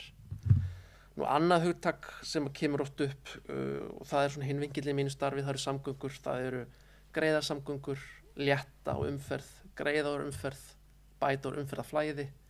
Þetta eru hugtök sem við notum mjög mikið, til dæmis í öllum lögum og reglugerðum samgöngur. Og þá getur maður líka velt fyrir sér fyrir hvern verið að létta á umferð. Það fyrir gangandi á hjólandi? Það fyrir almenningssamgöngur? Það fyrir akandi umferð? Því að þegar þú ákveður að létta á umferð fyrir eitt samgöngumáta, þá oftar en ekki það það gert á kostnað annars samgöngumáta. Og þá kannski gott að vera með á hreinu hver stefnan í málaflokknum og hvernig þið viljið þá beita þessu hugtaki til þess að ná því fram. Nú, lóðaskortur, lóðir, og þegar stofnanir koma fram og segja að sveitarfélögin mættu gera svo vel útlit á lóðum fyrir kannski 4.000 íbúðir, þá má maður velta fyrir sér hvað áttu við með lóðaskorti. Það bara okkur vantar lóðir fyrir einbýlishús, raðhús eða parhús? Erum að tala að breyta skipulagsheimildum á lóðum, þannig að í staðan fyrir að vera með 25 íbúðir þá ertu kannski með 250 íbúðir og þá erum við aftur komin að hring með þéttingu byggðar. Hvernig tala saman stefna stjórnvalda með framboð og húsnæði og lóðum og þéttingu byggðar, og þetta þá bara gjöf sem ég gef til ykkar til þess að velta upp og móta eitthvað stefnu því þetta það sem að sveitarfélögin að díla við á hverjum degi.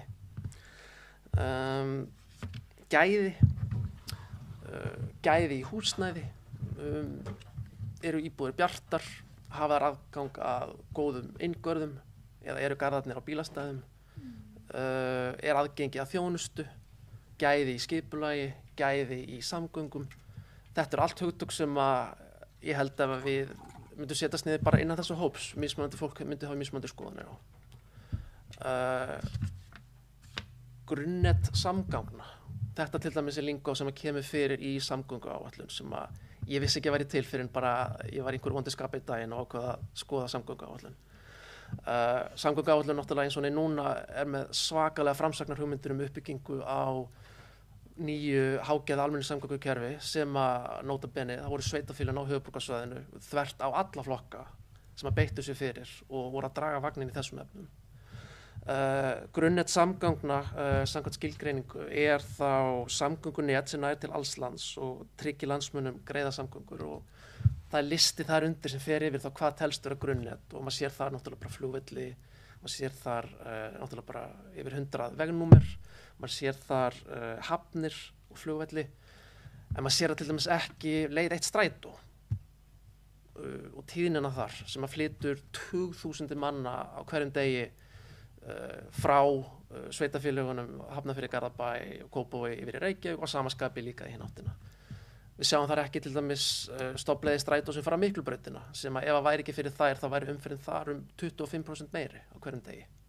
Við sjáum þar ekki grunnnet hjólreiða sem að eru einhver hagkvæmasta og arðbærasta fjárfesting sem að nokkur aðri getur farið út í og sumar rannsóknir sem ég hef lesið hafa sýnt fram á að fyrir hvern dollara sem við eyðum í hjólreiðar, hann kemur tilbaka kannski 100-falt í minnum áhrifum á loftslag, í minna álag á samgöngukerfið, betri heilsu og þið sjáum að maður getur tekið hérna þráðarlega endalaust áfram.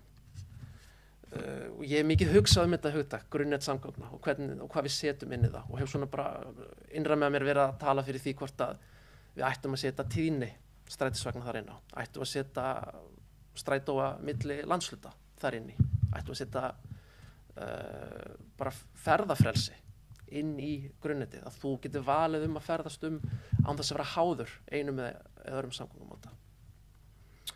Nú, sko skilgreiningar skipta máli, finnst mér, kannski, ég fór að hugsa aðeins þetta akkur að skipta máli, ég var að horfa hérna á kynningu Reykjavíkurborgar daginn stafræna Reykjavík, sem ég veit að svona hjartansmál Pírata, þess að ákveða að draga það fram hérna. Og þar var mjög fín kynning mikilvægi þess að mæla. Það sem eitt framsögumanna sagði að ef við mælum ekki, þá getum við ekki breytt því. If we don't measure, we can't change it.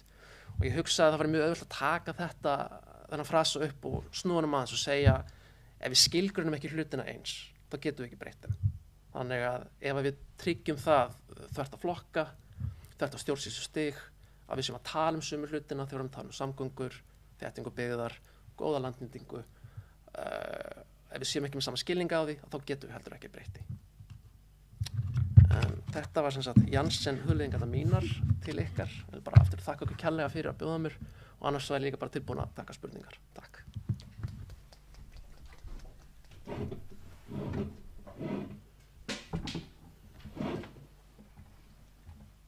Takk kærlega fyrir þessa framsögu. Ég að reyna að kveikja hérna eftir á tölvunum minni.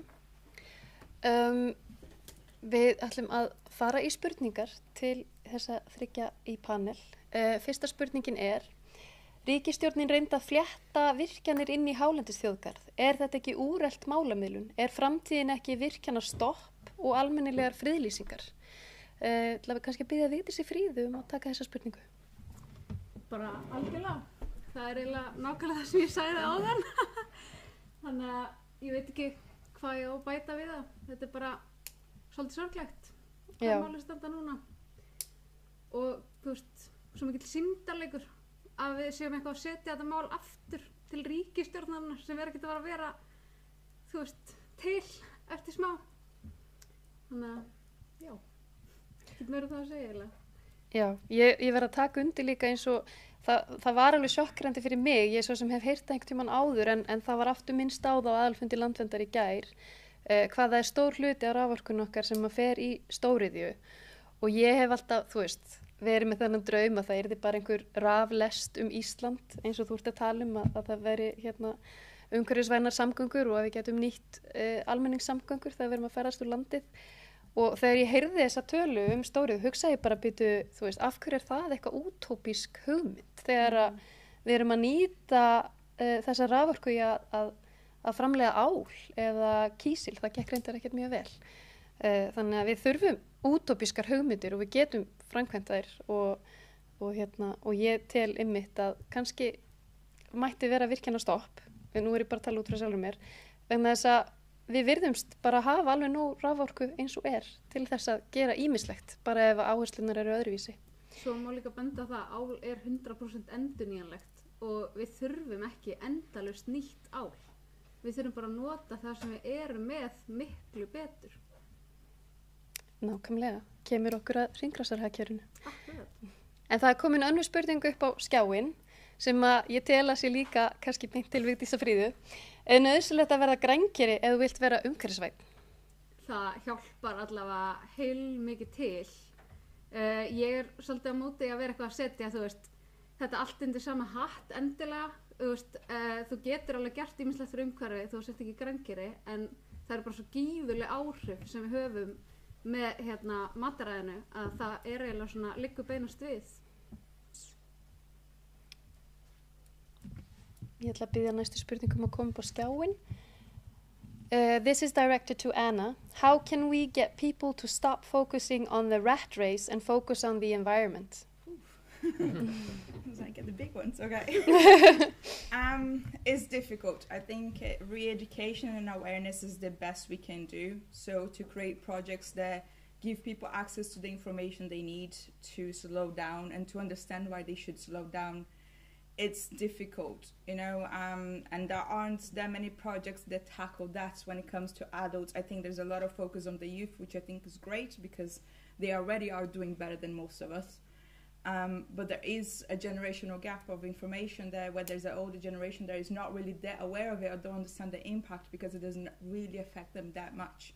And that's the one that we have to remind them that it's part of their future to make sure that, you know, things go more into the ecological side and the environmental side. I think of Repair Cafe events that we run are extremely useful to that. We have quite a good group of volunteers. They're mostly in the older generation and they're passing down skills and showing people and sharing the knowledge that they have on repairability, which has been lost in an age gap there. And that's what we're trying to fill with those events. So right now the tool library with the Redinga Cafe project is going to go around Iceland and teach people about the Repair Cafe movement and the right to repair movement, to try and engage people outside Reykjavik to be more aware, because we're not here to compete with people that do repair for a living. We're actually here to supplement them and direct people to that's what we should be doing. You know, we should be preventing things, we should be repairing them, we should be more aware of how we consume. And I think it's difficult to just like say we'll switch from one to the other. No one does that. Like, it takes time. Like, I've been working with circular economy for 3 years, and last year is the first time I hear in media about it in Iceland. So it takes time, and you have to be patient and just have to, you know, pull each other up as you go. I hope that answers it. Yes, thank you so much. It's a very good answer. How can we convince people that moving from the current wasteful economy to an economy that does not depend on constant growth? So this is an issue when it comes to what do you need, right? Is a matter of need. So what do you as a person need? Because there is a massive push of blame, right? We need systematic change, or we need personal change. We need both, right? Because the system's not going to change if we personally don't demand it to change. And if we don't choose to make better choices in the long term and focus on the environment rather than the monetary value of it, we're not going to get anywhere. And it's going to take time to do that. Again, it's not from one day to the other, but it's just, again, re-education and access to information. I think with everything I do for work, access is always the main thing.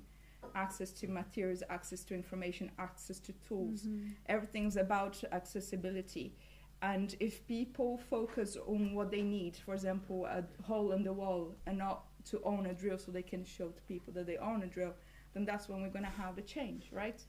And we just need to remind people that the things you own don't really say much about you.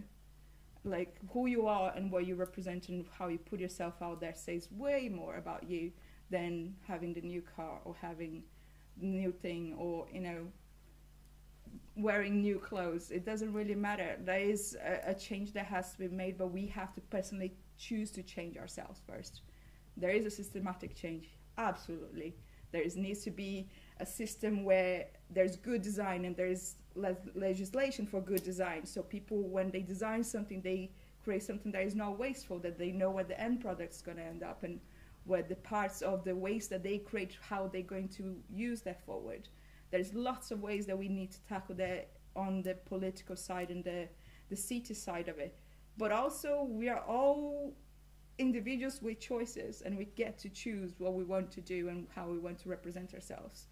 And if you don't value the environment in the next 5 to 10 years, there is no point. So we need to change it now. It needs to be fast, yes, but we still have to have patience with each other, because a lot of people are like, but you do this and they do that. It's like, it doesn't matter. It's what you do personally. That's your only responsibility. Did I answer it? I don't know. I go off on tangents. I'm sorry. I think you did. And I think we have a very big project that we need to tackle. I mean, we do live in a consumerist society, and being the parent of 2 young boys, and trying to educate them as much as I can about the circular economy and about environmental issues, I still have to fight to everything that they see on YouTube, on TikTok, and wherever they get their information. So, like I say, I mean, education and access to information and, you know, giving them the tools to figure out themselves, do I need this thing that is constantly being thrown in my face by commercials in social media, or do I actually don't need them? And it's a huge project, and I think we have to, we need to, you know, try Marketing every day. Is the enemy, unfortunately. Yes. It's being for since the 50s, you know. That's the issue. We're being told that we have to consume because consuming shows how well off we are or how better by comparison. But why do you need to compare yourself? Why do we need that? That is not a natural thing for us. This is a push that has been made for years that feels natural now. We feel like we should be competing, but it's not about competition. It's like, we joke, I have a few friends and we all apply for grants together, and we always like celebrate each other, even when we're competing for the same grant, because in the end of the day, we're not competing. We don't have the same project. We need other people to succeed so we can succeed together. And this whole competition movement that has been Satan us since post-war times, I guess, it's something that needs to change, and it's going to take some time. It's going to take so much time for us to actually reevaluate that, and it's fine, and we're going to do it. Yeah, we'll do it together. Næsta spurning, henni beint til Jón Kjartans. Hvernig náum við að þétta byggð en halda á sama tíma húsnæðisverðið þannig að fyrstu kaupendur eigi möguleika að komast inn á markaðinn? Ég veit nákvæmlega svarið þessu. Mjög flókin spurning. Þetta náttúrulega bara bara spurningin, sko, sem að alla borgir, öll sveitarfélög, öll lönd að díla við, sko. Við allavega erum með ákveðis best practices úr löndunum í kringum okkur. Hvort sem Skandinavía, Evrópa, Kanada. Við þurfum ekki að finna upp hjólið endilega í þessu. Það náttúrulega, ég veit ekki hvað maður þora að segja þetta, en náttúrulega, veist, kapitalismi og frambóð hjálpa til. Það bara, við getum sagt það beint út, og rannsóknir sem að ég hef lesið í þessum geira sýna bara mjög skýrt fram á það að þegar það er byggt mikið, og það er ekki bara þessi byggt mikið, það er byggt á réttum stöðum, réttar stærðir, á svæðum þar sem að fólk vil búa, það hefur áhrif á verðið. Hins vegar líka, það sem ég hef kynnt mér í þessum málaflokki, þá er líka alveg skýrt að það vantar samkeppni líka bara í, og þetta er bara mín skoðun persónulega, það vantar samkeppni í húsnæðismódel. Ef þú ferð, þegar börnin þín fara út á markaðinn eftir 18, 22, kannski viltu það fyrr, 16 ár, þá eina módel sem að þín börn hafa að velja allan þessum staðin í dag, það er að kaupa. Það er rauninni, það er engin samkeppni húsnæðismódel á markaðinum í dag.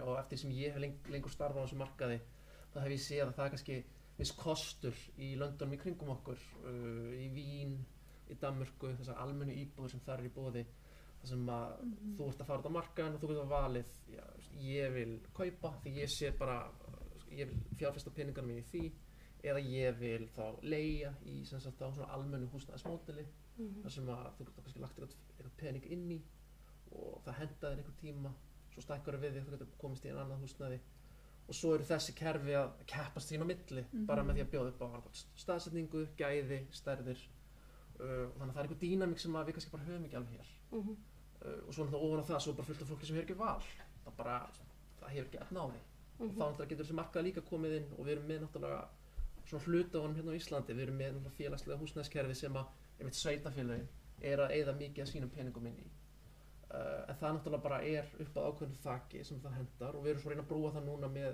9 tegundum íbúðum fyrir bjarg en það aftur ákveð fjármagn þar sko, sem að ákveð þak fyrir tekjur þannig að ég held að tvímælalaust að svona fyrsta svona makroleiðin til þess að tækla þessa spurningu náttúrulega bara það að kynna til sögunar mögulega ný húsnæðismódel og það getur hið opinbera stigið inni eins og sveitarfélagin stigið inni með því að bjóða lóðirnar rauninu bara á kostnaðarverði og það þá útsvarið okkar sem að fara í það staðsetja það á stöðum þannig að það sé fjölbreyttir valkostir í boði þannig að ef þú vilt búa á jaðri byggðar þá getur þú valið það ef þú vilt geta búið án þess að eiga bíl þá bjóðast það líka og síðan að nálgast þetta kannski á landsvísu með einhvern svona húsnæðissamgöngu pakka þannig að sveitarfélög út á landi geta þá líka samið við ríkið hvernig hægt að byggja og fjárfesta í húsnæði á stöðum sem fólk vil búa út allt land.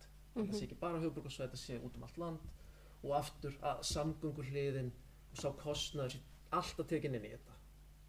Því að reka bíl kostar yfirleitt alltaf jafn mikið hvort sem þú ert með lágar tekjur og háar tekjur, það er alltaf eitthvað grunnkostnaður sem þú verður að leggjast í. Og maður getur einhvern veginn ekki, maður getur tekið svo marga þráða í þessu, sko. Ég finn alveg bara, ég heyra alla vinir mína núna að fara í gang, sko. Það eru gæði húsnæðis skipta máli. Það bara er ekki hægt að tala um húsnæðismáli og tala um gæði húsnæðis. Erum við að byggja gott í framtíðar? Erum við að byggja húsnæði sem á að duga bara akkurat núna? Erum við að fixa eitthvað vandamál núna? Eða erum við að byggja húsnæði til næstu 90 ára? Erum við að bjóða bara lán þá sem geta coverað það? Þannig að ég held að svona að nálgast þessa spurningu, það er svona klísja að segja að nálgast það heildrænt, en þú getur ekki nálgast það heildrænt, sko. Þú veist, skipulagsmál eru húsnæðismál, þau eru samgöngumál, þau eru umhverfismál, þau eru jafnréttismál og efnahagsmál, þannig að þú verður að vera með að, þetta er bara svo, ég ætla að þetta sportlíkingu, afsakið, þetta er bara svo gott íþróttalið, þú verður að vera með góða leikmenn í öllum stöðum til þess að geta nálgast þetta heildrænt. Ef þú bara hugsa húsnæðismálin ofsalega þvert og samgöngumálin þvert og þau eru ekki að tala saman, þá ertu ekki að takast á vandamáli. Þannig að það væri mín tillaga nálgun á þetta og ég veit það er verið að gera það. Þú veist, ég er ekki að segja neitt nýtt hérna, en það er alltaf að nálgast þetta harðar.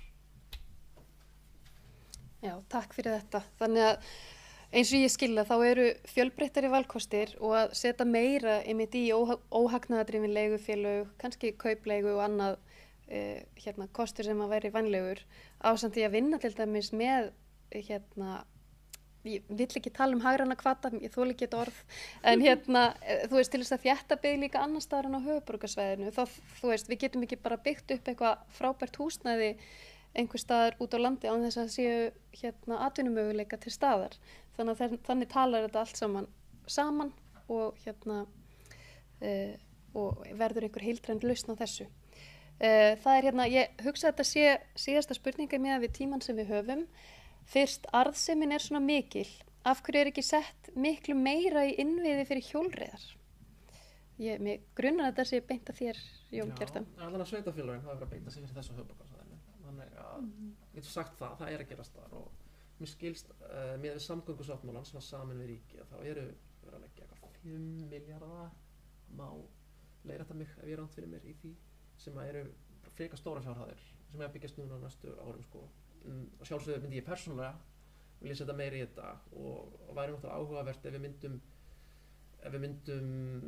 hvernig var þetta ef ökutækin eða er metið líka kolefnisfótsporið af þeim versus kolefnisfótsporið af hjólreiðum hvernig við myndum þá ef við myndum leggja fjármagni miða við hvað við viljum ná fram hvort að hjólreiðarnar fengi þá meira pláss en svo líka bara þessi business, þessi skipulagsfræði sveitarstjórnar business, þetta er málamiðlunar umhverfi. Allar ákvarðanir í skipulagi eru málamiðlunar ákvarðanir. Þannig að þegar þú tekur ákvörðun að breikka hjólastíg, þá ertu að taka pláss frá einhver öðru. Þegar þú taka ákvörðun að vera gatnamót, það er einhver samgöngumáti sem við finna fyrir því. og þetta er náttúrulega bara umhverfið sem að sveitarstjórnarfólk þarf að lífa í og taka ákvarðanir og ég get alveg sagt það, ég hef ekki hitt neitt sveitarstjórnarmann eða konu á höfuðborgarsvæðinu sem að vill þetta ekki og hefur að beita sig fyrir því sko. En þau hafa hins vegar verið að mér finnst sveitarstjórnir hérna á höfuðborgarsvæðinu verið að draga vagnin í þessum málaflokki algjörlega og verið að óska eftir aðkomu ríkisins þegar maður vildi óska þess frekar að það væri á hinn bóginn, að það væri ríkið að stíga inn og búa til hvata fyrir sveitarfélögin og aftur þetta er rosalega fókusirað á höfuðborgarsvæðið en það væri óskandi að það yrði sett mörg stefna uppbyggingu, hjóla og göngustíga á landsvísu innan sveitarfélaga og það er svona mikið tækifæri út á landi að byggja upp bara, þetta hljóma kannski útópist, bíllaus samfélag þar sem að þú kemst í vinnu og alltaf þjónustu innan þín sveitarfélag án þess að þurfa að nota bílinn. Lítil sveitarfélag út á landi fyrir mjög marga þá ætti það að vera bara mjög góðu kostur sem alltaf bara kikkar inn strax í budduna. Þannig að, ég veit ekki hvort ég svara þessari spurningu sko, en ég veit allavega að þau sem allavega sem ég tala við í þessum gera, þau eru að beita sig fyrir þessu að miklu veiti þess að geta. En svo er það bara fjármagnið takmarkað, plássið takmarkað og það er það bara stjórnum hverju sinni sem að stýra þessu. Ég er líka að minna á það sem að Árni sagði áðan að það eru konur og börn sem að kannski styðja svona aðgerðir og það eru börnin sem eru framtíðin og það eru kannski akkurat þau sem eru til í að færa sig frá einkabílnum og yfir í fjölbreyttari samgöngur. En myndið þið vilja koma með einhver loka orð áður en að ég verð með loka orð? Má bjóða ykkur það? Eitthvað sem hefur komið upp á meðan þið sátu hérna? Would you like to say something, now while you've been sitting, that you would like to, just in the end say before we finish? There's 2 questions about manufacture over there. I just want to reply that that's to do with legislation. The only way we can, make better tools and better items and make them more repairable is to create legislation that will supplement that will make manufacturers and make parts available to repair for a cheap cost, and that's what we're trying to push forward, because it's ridiculous to have to import parts for such large amounts of money that it is true. Sometimes it's cheaper to buy new, but that's how we create as much waste as we have, and we need to change that, and that will come to legislation. Yeah, thank you.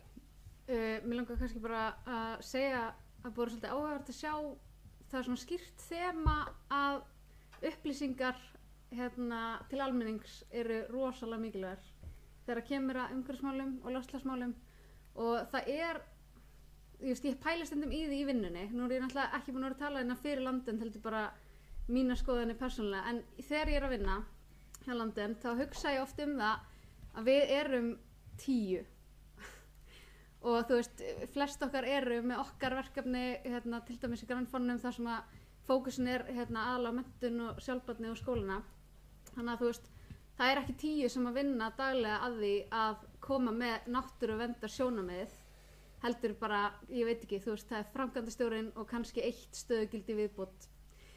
Og á meðan við erum að gera það, þá er, þú veist, kannski bara 1 stóriði fyrirtæki með sko markasteymi sem að tvöfalt stærri við. Þú veist, þannig að ég sá þarna spurningu að hvernig við svona jöfnum leikinn. Ég held bara að við þurfum að spá í þessu svona. Hvar liggja peningarnir? Hverjir hafa sterka rödd inn í það sem við erum að gera og hverjir hafa það ekki? Og þú veist, þá sjáum við pínu hvernig dæmið liggur sko. Takk fyrir. Heyrðu, þá ætla ég að fá að ljúka þessu með nokkrum lokaorðum sem að eru, ég er hér að tala fyrir hönd Pírata en ég verð að viðurkenna að mín lokaorð eru mjög lituð af mínum eigin skoðunum þannig að ég vonaði fyrirgefið mér það. Sameinuðu þjóðirnar hafa gefið það út að áratugurinn sem nú er hafinn árið 2021 til 2030 verði áratugur endurheimtar vistkerfa. Þetta er ákall til okkar að draga úr og snúa við eyðingu og hnignun vistkerfa, endurheimta vistkerfi ásamt því að vernda þau. Virk og fjölbreytt vistkerfi eru mikilvæga grunnur í baráttunni við loftslagsvá og minnkandi líffræðilega fjölbreytni og nauðsynleg sem lífsviðurværi samfélaga. 70 þjóðir frá öllum heimshornum gerðu sér sameiginlegar tillögur endurheimtar aðgerðir á allsherjarþingi Sameinuðu þjóðanna til að bregðast við. Vísindamenn hafa skilgreint þennan áratug sem okkar síðasta tækifæri til að koma í veg fyrir hörmungar af völdum loftslagsbreytinga. Það er nefnilega svo að við mannskepnan höfum þrátt fyrir allt okkar vit, yfirburði og völd tekist að eyðileggja og menga meira á jörðinni á síðustu 200 árum en öll árþúsundin þar á undan. Náttúra og dýralíf, heilu vistkerfin sem eru horfin, hefur áhrif á líf okkar allra og það til frambúðar. Það er ekki aftur snúir fyrir hundruði dýrategunda sem eru útdauð og fyrir 1000 ára gróður og tré sem eru horfin. Villt dýr hafa dáið út á kostnað verksmiðjubúskapar.